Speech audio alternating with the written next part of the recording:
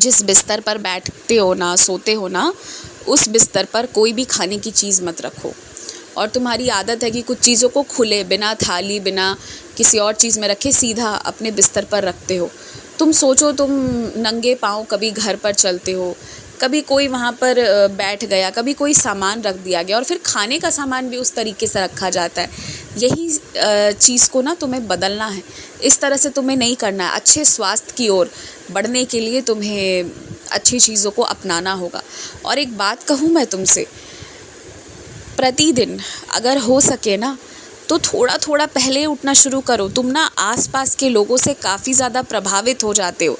आसपास के लोग तुम्हें कहते हैं कि अरे देर रात तक जागो और फिर आराम से सो, उसी में सारे काम अच्छे से हो जाएंगे। ये सोच सोच कर, सुन कर ना तुम्हारे शरीर उस तरह से ढल गया है। बल्कि तुम्हारी ऐसी प्रकृति नहीं है।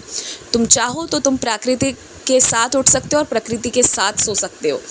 तुम चाहो तो सूर्य की पहली किरणों का बहुत अच्छे से नहा धोकर स्वागत भी कर सकते हो। कभी कभी सूर्य की पहली किरणों को देखना सुबह, तुम्हें कितना अच्छा महसूस होगा। लेकिन तुम वो कोशिश उसके बाद करते नहीं हो। कभी जब तुम्हें किसी सफ़र पे जाना होता है, किसी को घर लाना होता है या कोई ऐसी चीज़ होती है, तभी तुम उठते हो सुबह, अन्यथा नहीं उठते हो। उठकर देखो, तुम्हें क्या आनंद आएगा, क्या शक्ति का एहसास होगा और जीवन तुम्हारा बदलना शुरू हो जाएगा। कुछ वक्त के लिए मौन धारण करो, दुनिया के लोगों से अलग हटो और अपने जीवन में रम जाओ। ठान लो कि मुझे खुश रहना है और मुझे सफलता को प्राप्त करना है।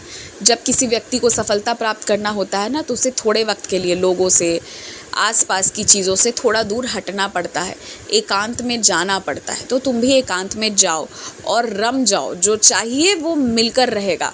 और कभी भी किसी देवी देवता से डरना मत। जिनसे तुम प्रेम करते हो, उनकी नीयत कभी तुम्हें डराने की नहीं हो सकती। हो सकता है उनके भव्य रूप के दर्शन के दौरान तुम्हें थोड़ा बहुत डर इसलिए लग सकता है कि उनकी शक्ति बहुत ज़्यादा है, लेकिन वो तुम्हें नुकसान कभी नहीं करेंगी। ये तुम हमेशा याद रखना।